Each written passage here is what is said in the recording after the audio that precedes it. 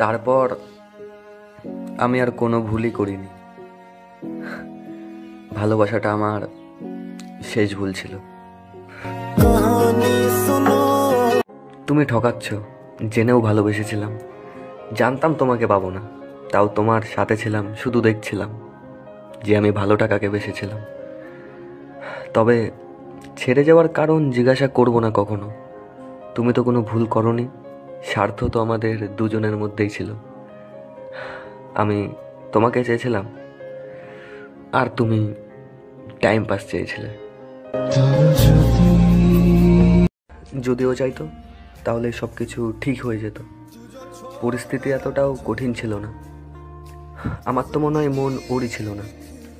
কিন্তু ভাবার বিষয় একটাই, ঝামেলা আমাদের দুজনের মধ্যে হলো, আর জিতলো অন্য একজন, যে কাল পর্যন্ত এই ঝামেলাতেই ছিল না।